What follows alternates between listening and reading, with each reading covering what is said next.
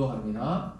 이에 느부갓네살 왕이 엎드려 다니엘에게 절하고 명하여 예물과 향품을 그에게 주게 하니라. 왕이 대답하여 다니엘에게 이르되 너희 하나님은 참으로 모든 신들의 신이시요 모든 왕의 주제시로다. 내가 능히 이 은밀한 것을 나타내었으니 내 하나님은 또 은밀한 것을 나타내시는 이시로다. 왕이 이에 다니엘을 높여 귀한 선물을 많이 주며 그를 세워 바벨론 온 지방을 다스리게 하며 또 바벨론 모든 지혜자의 어른을 삼았으며 왕이 또 다니엘의 요구대로 사드락과 메삭과 아벳느고를 세워 바벨론 지방의 일을 다스리게 하였고 다니엘은 왕궁에 있었더라. 아멘. 기도하겠습니다. 사랑의 하나님 아버지 감사드립니다. 오늘도 우리를 말씀 앞으로 불러주시고 하나님의 말씀을 듣게 하여 주심에 감사드립니다. 하나님 이 자리에서 듣는 모든 성도들이나 또 영상을 통해 듣는 모든 성도들에게도 동일한 은혜를 주셔서 하나님을 더욱 가까이 하며 또 하나님의 말씀을 통해 이 시대를 분별하며 우리의 살아갈 길을 발견하는 놀라운 은혜의 시간이 되어질 수 있도록 축복하여 주시옵소서. 감사드리며 예수님 이름으로 기도드리옵나이다. 아멘. 오늘 본문의 말씀을 중심으로 수직상승이라는 제목으로 하나님의 말씀 증거하겠습니다. 오늘 이 부분은 이제 다니엘서 1장으로부터 시작해서 2장을 마무리하는 그러한 장면이라고 볼 수 있겠습니다. 그래서 오늘 지난주까지 하나님의 그 환상을 통해 왕의 꿈을 다 해석하고 오늘 드디어 다니엘이 어떤 자리에 올라가는지를 오늘 보여주는 장면입니다. 그래서 우리가 어떤 높은 자리에 갑자기 올라갈 때 상승했다, 수직 상승했다 이런 말을 쓰는데 사실은 이 말은 수직 상승이다. 이 말은 이 비행에 쓰이는 말입니다. 비행기 조종사들이 이 고개 비행을 하거나 아니면 이륙하자마자 바로 수직으로 일반 여객기는 그렇게 할 수 없죠. 여객기는 천천히 이렇게 올라가서 쭉 어느 고도에 가서 이렇게 하지만은 전투기는 바로 배나 또는 비행장에서 떠올라서 바로 수직으로 올라갈 수 있는 그런 기술을 말할 때 수직 상승한다 이렇게 보통 말을 합니다. 그래서 보통은 이 전투기 조종사들이 처음부터 이렇게 할 수 있는 게 아니고 수만 번의 그 훈련을 통해서 그렇게 가능한 것입니다. 제가 언젠가 저 사천에 있는 그게 비행기 박물관에 있어요. 그러니까 뭐 우리 옛날 그 엔진부터 해서 최신형 이게 비행기까지 그 항공 우주 무슨 뭐 그런 가서 방문해서 볼 수 있는 기회가 있었습니다. 그래서 보면은 그 사천에 가면은 작은 이 연습용 비행기들이 항상 하늘에서 왔다 갔다 해 줄을 맞춰 가기도 하고 이러는데 거기는 어떠냐 하면은 거기서 훈련을 하더라고요. 훈련해가지고 그 연습용으로 이렇게 비행기를 몰기도 하고 그런 다음에 나중에 정말 전투기를 몰고 아주 빠른 전투기도 몰고 또 비행 기술도 익히고 이러는데요. 가보니까 막 아주 예전에 조잡한 그런 프로펠러부터 해가지고 요즘에 보면 아주 신형 전투기까지 이렇게 해놓은 걸 봤는데요. 그 훈련 과정이 굉장히 고되고 아주 힘듭니다. 그래서 여러분 그냥 우리가 왜 비행기 기장이나 비행 조종사들 보면 뭐 똑같은 것 같잖아요. 근데 굉장히 특별한 훈련을 통해 그렇게 한다는 것을 알게 됩니다. 특히 그 지상에서 훈련할 때 옆으로 돌아가는 게 있거든요. 계속 비행기 안에 있는 것처럼 해서 계속 한쪽으로 굉장히 빠른 속도로 돌리는데 보통 사람들이 타면 기절을 해요. 워낙 빠른 속도에다가 또 이게 속도가 높아질수록 우리 이 중력 때문에 우리 몸의 무게의 한 8배 정도 제가 만약에 뭐 한 60에서 70kg라면 8배니까 뭐 몇백 킬로 되는 이 압력을 받는 거예요. 그래서 그때 언젠가 그 방송국 그 연예 프로에서 연예인들이 도전하는데 보니까 막 기절을 하더라고요. 연습용으로 그냥 지상에서 돌리는 그 기계를 타고도 자기가 기절했는지 모르더라고요. 그냥 순간순간 이게 완전히 정신이 나갔다 들었다. 그 화면을 통해 보니까 그 정도로 이 전투기 같은 경우에는 보통 사람이 탈 때 천천히 가지 않고 만약에 뭐 돈다든가 또 수직으로 올라간다든가 또 내려온다든가 이럴 때 보통 훈련받지 않는 사람이 타면은 굉장히 힘들다는 것을 알게 됩니다. 그래서 거의 기절한다고 보시면 돼요. 그냥 이 비행기 탈 때하고 다르게 전투기를 타고 막 확 올라갔다가 내려갔다가 또 거꾸로 갔다가 이렇게 하면 보통 사람들은 거의 기절을 한다고 이렇게 말을 합니다. 그만큼 이게 고난이도의 기술이죠. 그래서 높이 올라갈수록 아주 주의를 해야 된다. 왜냐 압력이 심해요. 근데 이게 또 거꾸로 바다 깊이 들어가는 그 심해 잠수사들 이야기를 들어보면 그 잠수하러 깊이 들어가면 들어갈수록 압력이 너무 세가지고 그 특수 그런 잠수복을 입어야 되지 보통 그냥 스노클링 하는 그런 걸로 깊이 들어가면은 이 숨을 못 쉬어요. 그리고 올라오지를 못해서 죽게 되는 것입니다. 그래서 아주 심해 깊은 곳에 들어가면 또 훈련을 받아야 가능한 것이죠. 그래서 우리가 공중으로 막 급상승하거나 또 막 바다로 깊이 이렇게 잠수하는 것, 이 전부 다 이 몸에 무리가 오기 때문에 훈련이 필요하다는 것이죠. 그런데 어떻게 보면은 우리의 인생도 그러하다고 성경은 말씀하고 있습니다. 준비되지 않은 상태에서 높은 자리에 올라가면 결국은 실패하고 또 하나님의 그 일에 배반하고 이렇게 추락하는 것을 보게 돼요. 그게 이스라엘의 초대 왕 사울 같은 경우에가 그렇습니다. 사울이 그냥 왕이 안 됐으면 굉장히 인기 있는 사람이었어요. 키도 크고 얼굴도 준수하고 또 겸손했고 처음에는. 근데 왕이 탁 되고 나서 뭐 어느 날부터 뭐 불안하니까 뭐 악한 영이 등하고 또 하나님의 제사장이 드려야 되는데 자기가 막 드리는 그런 범죄를 범하면서 추락하게 되는 걸 보게 됩니다. 그래서 하나님이 이 마음을 옮겨서 다윗에게로 이제 가는 것을 보게 되죠. 그래서 다듬어지지 않고 그 높은 자리에 올라갈 때 떨어지는 것을 보게 됩니다. 그래서 이번 한 주 동안도 뭐 굉장히 뭐 이렇게 뉴스들을 보면은 항상 이렇게 목회자들은 성경 말씀도 준비하면서 또 세상이 어떻게 돌아가는지 보니까 어떤 분이 아주 경련해서 막 1등을 계속 하다가 무슨 예전에 학교 다닐 때 또 젊을 때 무슨 어떤 그런 흠이 있었다 그래가지고 결국은 마지막 그 한 해를 남겨놓고 뭐 하차했다 이런 뉴스가 계속 나오더라고요. 그리고 그게 실제도 있고 뭐 자기가 하지 않은 일도 있겠죠. 근데 막 이게 한번 부정적인 것이 올라오니까 계속 그게 올라오는 걸 통해 결국은 참 최고의 어떻게 보면은 그 1위를 달리다가 내려놔야 되는 거예요. 왜냐? 다듬어지지 않고 준비되지 않는 상태, 그 처리가 되지 않는 상태에서 그렇게 높은 데 올라가니까 그 사람 자체를 저는 비난하고 싶지는 않아요. 그 사람이란 것은 또 이렇게 실수할 수도 있고 또 회개할 수도 있고 이러기 때문에 그 사람 자체를 지금 뭐 비난하거나 또 막 이렇게 마녀 사냥하듯이 뭐라 하고 싶지는 않아요. 그렇다고 그 사람이 과거에 잘했다 이것도 아니지만은 우리가 균형 있게 볼 필요가 있죠. 그런데 어쨌든 그 높은 자리에 참 인기 있는 그 스타가 될 뻔하다가 어떻게 보면 추락을 한 거죠. 우리가 낮게 날 때는 안전하지만 높게 올라갔다 떨어지면 회복이 힘들어요. 참 그게 정치인도 그렇고 연예인도 그렇고 또 어떤 분은 막 연예인 중에 막 요즘 막 마약 때문에 난리인데 그 사람 대충 인기 있고 뭐 인기 없고 뭐 엑스트라였으면 별 기억도 안 하지만 이 대한민국을 대표하는 이 젊은 배우니까 사람들은 안타까워하면서도 와 저럴 수가 있나 이런 거예요. 그래서 우리가 젊을 때 이렇게 높이 인기가 있고 높아진다고 꼭 좋은 건 아니에요. 자기 일을 잘 이렇게 다스리고 다듬을 줄 알아야 결국은 수직으로 쫙 상승했을 때 그 압력을 견뎌내는 것이죠. 그래서 우리 크리스찬 청소년이나 청년들은 지금부터 그러니까 자기 관리를 해야 되는 거예요. 정말 사람이 살면서 뭐 죄를 한 번도 안 짓고 또 흠이 없이 자랄 수는 없어도 결정적인 그런 실수를 범하지 않도록 항상 말씀 앞에서 이게 다듬을 필요가 있다는 것이죠.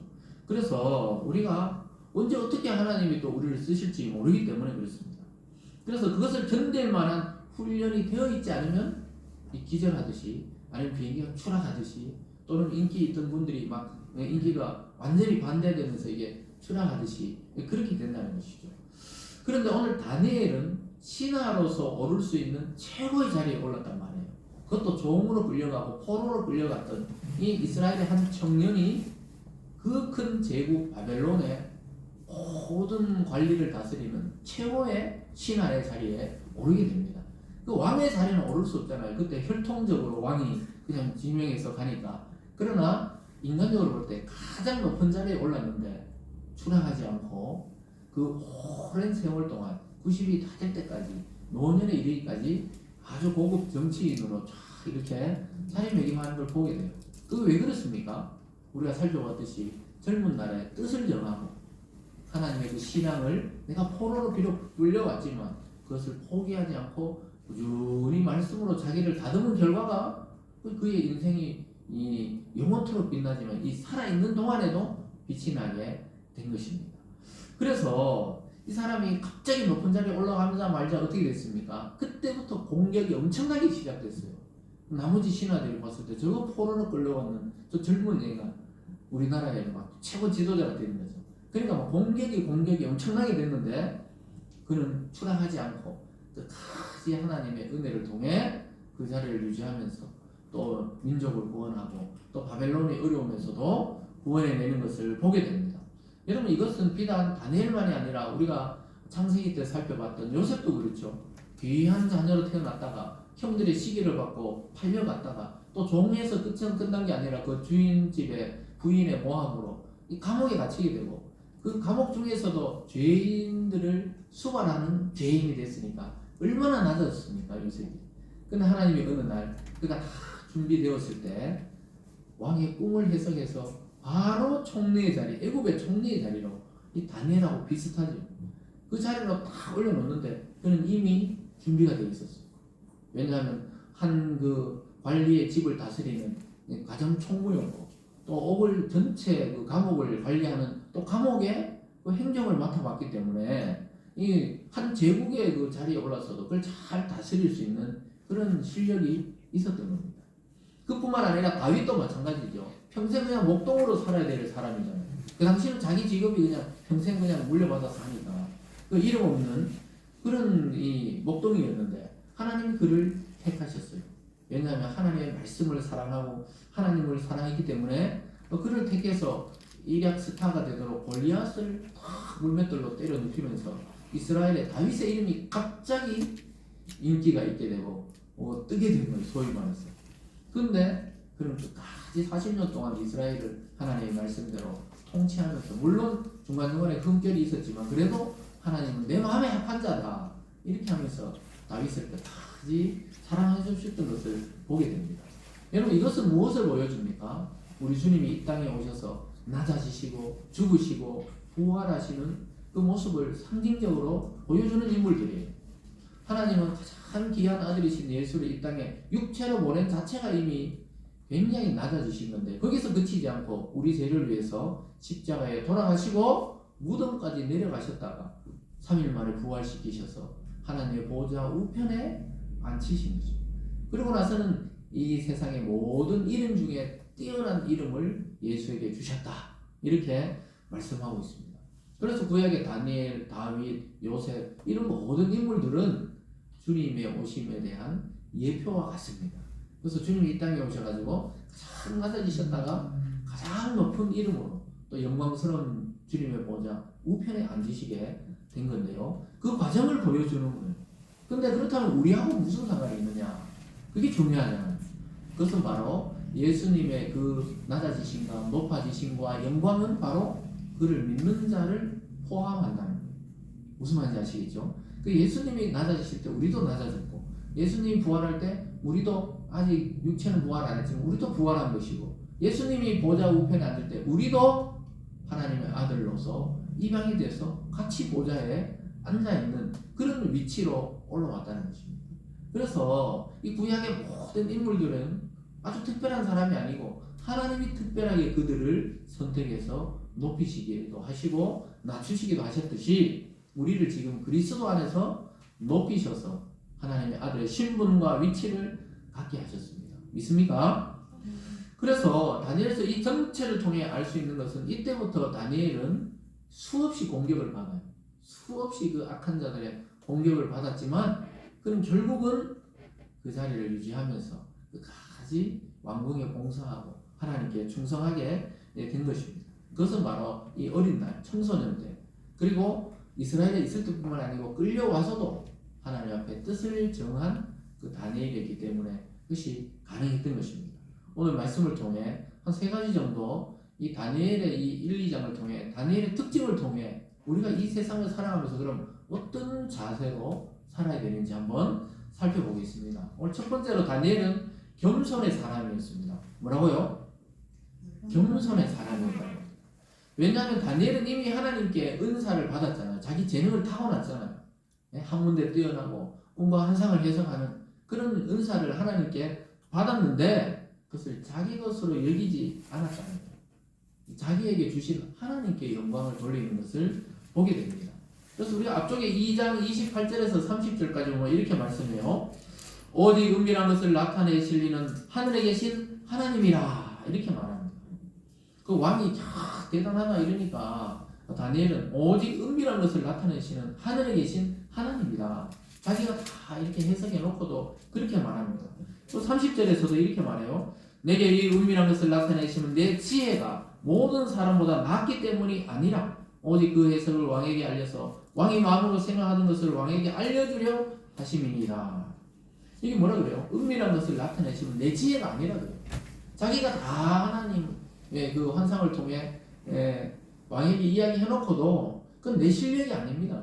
내 것이 아니고 하나님께서 왕에게 이 해석을 알려주려고 나를 통해 알려주신 겁니다. 오직 은밀한 것을 나타내시는 것은 내 자신이 아니라 하나님이다. 이렇게 말하는 거예요. 이처럼 겸손했어요. 어떻게 보면 막 자랑할 수도 있잖아요. 하나님이 이런 재능을 주시고 이런 능력을 주시고 이런 달란트를 주면 엄청나게 이렇게 자랑할 수도 있는데 자기는 내가 아니라는 거예요. 이 자세를 늙어서 하늘나라 갈 때까지 유지했다는 거예요. 내 능력이 아니라는 거예요. 내 재능이 아니라는 거예요. 하나님이 하셨다. 이렇게 이러잖아요. 내가 모든 사람보다 뛰어나서 그런 게 아니다. 이렇게 말하고 있습니다. 왜냐하면 그는 하나님이 자기의 인생을 감찰하시고 돌보고 계시다는 걸 알았기 때문입니다. 하나님과 사람 앞에 진실한 마음으로 자신을 낮출 수 있는 사람이 바로 다니엘이었습니다. 그래서 다니엘은 철저하게 자기의 지혜와 환상이 하나님으로부터 왔다는 것을 분명하게 밝히는 것을 보게 됩니다. 여러분, 그래서 우리가 아무리 뛰어난 것이 우리가 만약에 재능을 갖고 있다 해도 하나님의 미련한 것보다 뛰어날 수가 없는 것입니다. 그래서 우리는 항상 겸손하게 하나님이 나에게 주신 재능이다. 이것을 잊지 않고 하나님께 영광을 돌릴 때 그 자리를 계속 유지할 수가 있게 되는 것입니다. 다니엘은 자신을 계속 낮췄어요. 자신은 아무것도 할 수 있는 게 아니라 하나님이 하셨다. 실제로 다니엘과 세 친구가 함께 기도했을 때 그날 밤에 하나님이 그 환상을 해석해 주시는 것을 우리가 지난주에 볼 수 있었습니다. 그래서 기도하고 환상을 보았던 것이죠. 그래서 자기를 자꾸 낮추는 거예요. 자꾸 낮추고 또 낮추고 또 낮추니까 하나님이 어떻게 해요? 하나님이 높이시고 높이시고 높이시는 거예요. 포로를 끌려왔어요. 근데 왕궁 사관학교 입학을 했어요. 거기서도 아주 뛰어난 꿈을 해석하게 해가지고 바로 그냥 왕의 다음 자리에 앉히는 겁니다. 자기는 자꾸 낮아지고 낮아지고 겸손한데 일부러 가식적으로 그런 게 아니에요. 실제로 그렇게 하는데 하나님이 자꾸 높이시고 높이시고 높였다는 겁니다. 이거 누구의 모습이라고요? 바로 예수 그리스도가 빌립보서에 보면은 자기는 하나님과 동등하신데도 동의 형체를 가지사 이 땅에 낮아지시고 죽기까지 충성하셨는데 하나님이 그를 높이셨다. 이렇게 사도 바울이 빌립보에서 이야기했듯이 이 다니엘도 자꾸 낮아지고 또 낮아지니까 어떻게 해요? 계속 올리는 거예요. 성경의 모든 인물들이 우리가 소위 말해 유명하다는 성경의 인물들이 다 그렇습니다. 다윗은 자기는 왕이 아니라 그래요. 끝까지 왕의 직분을 하고 있었지만 자기는 왕이 아니다. 하나님이 왕이시고 자기는 그냥 심부름꾼에 불과하다. 이것을 고백하는 것을 보게 됩니다. 오늘 말씀처럼 왕이 그에게 엎드려서 막 절을 합니다. 아니 다니엘이 포로로 끌려왔던 그 왕궁의 신하인데 왕이 절을 해요. 그 큰 제국의 왕 누구도 있잖아요. 그 건드리지 못하고 막 지혜자를 다 죽여라 이렇게 말할 수 있는 왕이 그에게 절을 합니다. 46절을 함께 볼까요? 46절입니다. 이에 느부갓네살 왕이 엎드려 다니엘에게 절하고 명하여 예물과 향품을 그에게 주게 하니라. 느부갓네살 왕이 누구에게 절을 해요? 다니엘에게, 그 젊디 젊은 다니엘에게 절을 하는 것입니다. 그리고 예물과 향품을 막 주게 하라는 거예요. 다 주라는, 다 줘도 아깝지 않다는 거예요. 이런 뛰어나고 이런 영리하고 이런 지혜 있는 자는 처음 본다는 거예요. 그러니까 막 자기가 꿨던 꿈도 자기도 잊어버렸는데 자기 꿈을 쫙 이야기하면서 금신상이 있는데요. 그 머리는 금이고요, 가슴은 은이고, 넓적다리는 또 동이 노시고요, 그 다음 철이고요, 그 다음 흙이고요. 그래서 이 거의 뭐 괴상한 이 괴물 같은 그런 신상을 보셨는데 그게 앞으로 왕의 시대와 다음 시대에 올 역사입니다. 이렇게 쫙 해석을 하니까 막 깜짝 놀랄까요? 바로 그냥 엎드려서 절을 하는 모습을 보게 됩니다. 아주 놀랍지 않습니까? 이 완전히 이 신하, 이 젊은 애인데 왜 그렇게 절을 하게 됐을까요? 이게 다니엘에게 절을 한 것도 있지만 실제로는 다니엘의 하나님을 경험한 자예요. 다니엘의 하나님을 경험하니까 이 왕이 자기는 아무것도 아니라는 인간인 것을 다 깨닫고는 절을 하는 거예요.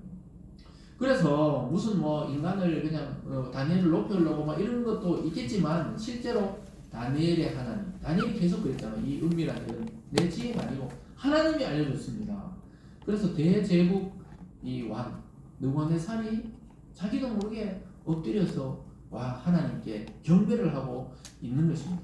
여러분 이것은 앞으로 모든 인간이 믿는 자나 믿지 않는 자나 우리 주님이 다시 와서 이 세상을 정리하시고 왕노릇 하실 때 모든 인간은 그가 참된 왕이구나, 그가 참된 메시아 구원자구나, 이것을 알고 엎드려 절할 때가 온다는 것을 보여주는 거예요. 우리는 믿기 때문에 절을 하고 믿지 않는 자는 놀라서 그 영광이 압도되어서 절을 하는 이런 일들이 일어나는 것이죠. 그러면서 왕은 더 이상 다니엘을 수많은 신하 중에 그냥 한 사람이다 이렇게 생각하지 않아요. 신의 대리자다, 하나님의 대리자다, 엄청나게 높여진 것을 보게 됩니다. 47절에서 보면 이렇게 말해요. 왕이 대답하여 다니엘에게 이르되 너희 하나님은 참으로 모든 신들의 신이시요 모든 왕의 주제시로다. 내가 능히 이 은밀한 것을 나타내었으니 내 하나님은 또 은밀한 것을 나타내시는 이시로다. 이 은밀한 것을 다니엘을 통해 말했다면 앞으로도 또 이런 신의 계시, 신의 은밀한 것을 다니엘을 통해 나타낼 거라 그러면서 막 하나님을 찬양하는 것을 보게 됩니다. 다니엘이 겸손한 모습으로 왕의 꿈을 해석해 주는 결과가 뭡니까? 하나님이 영광을 받고 있는 거예요. 겸손하게 자기는 왕에게 담대히 나가 이야기했을 뿐인데 왕은 그의 하나님을 찬양하고 있습니다. 끝까지 하나님이 이 일에 이 모든 이스라엘이 아닌 이 제국에 다스리는 것도 하나님이라는 사실을 보여주고 있는 것입니다. 하나님은 이방나라 왕인 느부갓네살에게도 찬양을 받고 계신 겁니다. 결국은 주님이 영광으로 다시 올 때 이 모든 만물과 또 보이는 세계와 보이지 않는 피조물들이 주님을 찬양하게 되는 것입니다. 그래서 여러분들 지금은 막 감이 안 오죠. 지금은 막 세상에 그냥 잘 나가고 유명하고 또는 힘있고 권력이 있고 이런 사람이 대단해 보이잖아요. 근데 여러분 진짜 대단하시고 영광 받으실 분은 예수 그리스도 한 분밖에 없다는 사실을 기억할 수 있기를 바랍니다. 그래서 하나님은 이방나라의 왕인 느부갓네살의 찬양을 받으면서 모든 인간이 앞으로 하나님을 경배하고 엎드려 절하고 찬양할 것을 미리 보여주고 있습니다. 그리고 믿는 성도만이 아니라 이 땅의 모든 인간은 하나님이 통치하고 하나님이 주권적으로 다스리고 있다는 사실을 오늘 이 장면을 통해 보여주고 있는 것입니다. 그리고 오늘 두 번째로 봤을 때 다니엘은 신앙의 양심을 지키려는 열정이 있던 사람이에요. 여러분 열정이 뭡니까? 열정이라는 것은 이 뜨거움을 말하죠. 뭐든지 이 뜨거움이 있어야 돼요. 이 뜨거움이 있는 사람이 뭔가 이루어내는 것을 보게 되는데 신앙에도 마찬가지입니다. 다니엘이 수직 상승할 수 있었던 그 중요한 포인트는 바로 하나님에 대한 신앙을 지켜내려는 열심과 열정이 있었던 거예요. 그냥 인간적인 열심과 열정이 아니라 그 신앙을 지키기 위해서 결심하고 다짐했죠. 그래서 왕의 음식과 포도주를 거절하면서 정말 어떻게 보면 쫓겨날지도 모르지만 그것을 감행했던 사람이에요. 왜냐? 하나님을 향한 열심이 있었던 사람입니다. 이 세상에서도 위대한 발명가, 위대한 정치인, 위대한 또 경제인 이런 분들은 열정이 있어요. 뭔가 에너지가 넘쳐요. 그런 분들은 막 잠도 막 줄여가면서 막 일을 하는 것을 보게 됩니다. 용광로에 가보면요, 용광로에 포항제철이나 광양제철 이런데 제철소 가보면 막 그 용광로 그 쐰데 막 물처럼 흐르잖아요. 붉은 샘물이 막 흐르는 거 보셨죠? 계속 흘러가는 걸 보게 되는데 그 뜨거우니까 그 쇠를 녹여서 물처럼 흐르게 하는 것이죠. 그러니까 우리 가슴 속이 이렇게 열정이 있어야 돼요. 그것도 하나님의 말씀에 대한 열정, 신앙을 지켜내기 위한 열정이 있을 때 하나님이 이 글을 사용해서 세상을 변화시키는 것을 보게 됩니다. 근데 열정이 있는데 겸손하는 거 굉장히 어렵거든요. 뭔가 일을 막 의욕적으로 하고 열심히 있는데도 겸손한다. 굉장히 어려운데 다니엘은 특징이 아주 신앙을 지키는데 열정적이면서도 아주 겸손한 것을 또 보게 돼요. 이것이 뒤섞여 있는 사람은 굉장히 세상에서 보기 힘들어요. 열정 있는 사람들은 남들을 볼 때 굉장히 또 교만해 보이거든요. 뭐든지 할 수 있다. 이렇게 이야기하기 때문에 굉장히 또 교만해 보이기도 합니다. 그래서 열정적이면서 겸손한다. 이것은 굉장히 어렵다는 것을 알게 됩니다. 왜냐하면 여러분 어떤 자리에 일단 올라가면 어떻게 됩니까? 올라가면 고개 숙이기가 어려워져요. 왜냐하면 다른 사람들이 알아서 그냥 고개를 숙이기 때문에 그렇습니다. 여러분 이 세상에 많은 정치인들 또 그리고 정말 표를 구할 때는 막 굽신굽신 하잖아요. 몇 번 1번 찍어주세요 2번 찍어주세요 이렇게 굽신굽신 하지만은 막상 어떤 자리에 올라가면 이 겸손하기가 어렵단 말이에요. 왜 그렇습니까? 이미 사람들이 자꾸 자기 앞에 와서 격이 다른 거예요. 이미. 그러니까 격이 다르다 생각하는 거예요. 그래서 높이 올라가고 겸손한다. 이게 어려워요. 근데 다니엘은 좀 달랐던 것 같아요. 아주 높은 자리에 올라가서도 그 겸손을 유지했다는 것을 알게 됩니다. 신앙의 열정을 지키는 데는 막 다니엘이 막 뜨겁게 열정적이었고 또 우상에게 바쳐진 걸 묻지 않으려고 그랬고 또 앞으로도 보면 막 우상에게 전하지 않고 자기 목숨을 걸고 그냥 지켜냅니다. 그래서 신앙에 대해서는 이 뜨거운 열정을 가지고 있었지만 이 사람과 하나님에 대해서는 아주 인격적으로 겸손함을 겸비했던 사람이에요. 그 그리스도를 닮아 있는 거죠. 예수 그리스도께서 이 땅에 오셔서 성전 정화 작업을 볼 때 보면 성전에 가보니까 막 비둘기 팔고 양을 팔고 소를 팔고 막 그런 걸 보면서 상을 막 뒤엎잖아요. 그 선지자의 예언처럼 하나님을 향한 그 열심이 그를 삼켰답니다. 그러니까 뭐 하나님에 대한 열정은 있는데 사람에 대해서는 긍휼하시고 사랑을 베푸시고 또 귀신을 추방해 주시고 또 아픈 자 보면 예수를 따르든지 안 따르든지 다 치유해 주셨던 것을 보게 됩니다. 그래서 이 생명에 대한 열정, 그것에 대한 사랑은 막 그리스도를 뛰어넘을 자가 없죠. 근데 이 구약에 오늘 다니엘이 신앙에 대한 열정이 그랬던 것입니다. 하나님을 그렇게 사랑했던 거예요. 우리가 살펴봤듯이 1장 8절에서 이미 다니엘은 이렇게 결심했습니다. 다니엘의 뜻을 정하여 왕의 음식과 그가 마시는 포도주로 자기를 더럽히지 아니하리라 하고 자기를 더럽히지 아니하도록 환관장에게 구하니. 우리가 1장에서 처음 살펴봤을 때 다니엘이 하나님 앞에 신앙의 뜻을 정했다 이렇게 말했잖아요. 그러면서 제가 올 한 해 우리가 이 다니엘을 살펴보면서 하나님 앞에 뜻을 정합시다. 세상이 어떻게 변하든지 뭐 이제 코로나가 지나갔다 안 지나갔다 또 뭐 세상에 지진이 일어난다 또 뭐 환란이 오고 기후가 변한다. 그 전부 주님이 오실 징조예요. 징조. 그러나 주님이 뭐라고 했어요? 너무 걱정하지 마라. 그때도 마지막은 아니라 했어요. 자기가 와야 마지막이다. 이렇게 말씀하시면서 여기 있다 저기 있다. 그 너무 신경 쓰지 말라 그랬어요. 그러니까 이 다니엘 시대에도 얼마나 혼란한지 몰라요. 이스라엘을 중심으로 봤을 때는 계속 그렇게 지배를 당하게 되고 포로로 끌려가게 되고 고초를 당하게 되었죠. 그런데 이 소년으로 끌려왔던 이 다니엘이 결심한 게 뭡니까? 왕의 포도주와 왕의 음식은 우상에게 바쳐졌던 거잖아요. 우상하고는 타협 안 하겠다는 거예요. 이름도 바꾸고 바벨론의 학문도 배우고 이렇게 다 따랐지만 이것만은 할 수 없다. 이렇게 하면서 자기를 지도하던 환관장에게 구하니까 하나님도 그 환관장의 마음을 들어서 그 말을 들어주게 하는 거예요. 그리고 얼굴이 21일 딱 지나니까 얼굴이 너무 괜찮은 거예요. 보니까 또 10일 동안 실험해보니까 괜찮은 거예요. 그래서 그대로 3년 동안 그렇게 왕의 음식과 포도주가 아닌 그냥 채식을 하면서 살아가게 되는 것을 보게 됩니다. 이것이 바로 신앙에 대한 이 타는 열정입니다. 그래서 열정이 없이는 뭐 이뤄낼 수가 없어요. 운동선수든지 뭐 정치를 하든지 또 직장을 다니든지 사업을 하든지 마찬가지 이 신앙도 열정이 있어야 쉽지를 않는 겁니다. 그리고 이 열정도 전염이 돼요. 열정도 전염이 됩니다. 우리가 부정적인 것도 전염되지만은 이 긍정적이고 열정적인 것도 전염이 돼요. 그래서 여러분 웬만하면 한 사람을 칭찬하고 축복하고 또 긍정적으로 이렇게 이야기해야지 계속 부정적인 이야기하면 나중에 아무도 없어요. 아무도. 그래서 우리 성도들은 여러분 하나님 향한 열정을 가지고 또 사람을 축복하는 그런 삶을 사시기 바랍니다. 그래서 우리가 다니엘은 신앙뿐만 아니라 모든 일에 최선을 다하려는 열정을 가지고 있었습니다.